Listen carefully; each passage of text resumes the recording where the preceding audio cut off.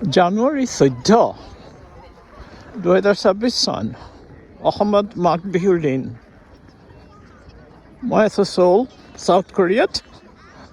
তেওঁলোকৰ মূল ৰাজপ্ৰাসাদত যুগল কলিতাই। আমি সোমোৱা নাই ভিতৰত এতিয়ালৈকে। সন্মুখত ৰাজপ্ৰাসাদটো দেখিছে, পিছফালে এটা ড্ৰেগন পাহাৰ বুলি কয়, ড্ৰেগন পৰ্বত আছে।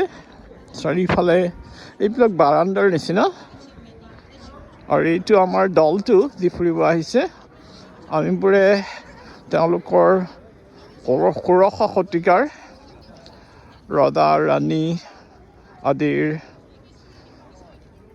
কাপোৰ কি ধৰণে পিন্ধিছিলে সেইখিনি ভাড়া কৰি লৈছোঁ, আৰু সেই ভাড়া কাপোৰ পিন্ধি আমি ৰাজপ্ৰাসাদৰ চৌহদটোত ঘূৰিছোঁ।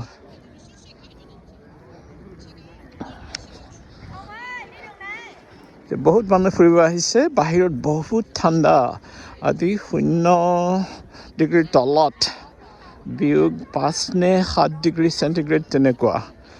ৰাজপ্ৰাসাদটো বোধহয় ভিতৰত আছে, কিন্তু ৰাজপ্ৰাসাদবিলাক ইয়াৰ গ্ৰেট ব্ৰিটেইনৰ বা ইউৰোপৰ ৰাজপ্ৰাসাদৰ দৰে ওখ নহয়। আমাৰ সৰু সৰু ঘৰ, সৰু মানে কি ওখ নহয়, বহুত ডাঙৰ এলেকালৈ সৰু ঘৰ। আমি তাতে ঘূৰি ফুৰিছোঁ। চাওক, বহুত দূৰ ধৰণৰ দূৰৰ পৰা মানুহ আহিছে। তেওঁলোকে বহুত বেলেগ বেলেগ ধৰণৰ কাপোৰ পিন্ধি আছে।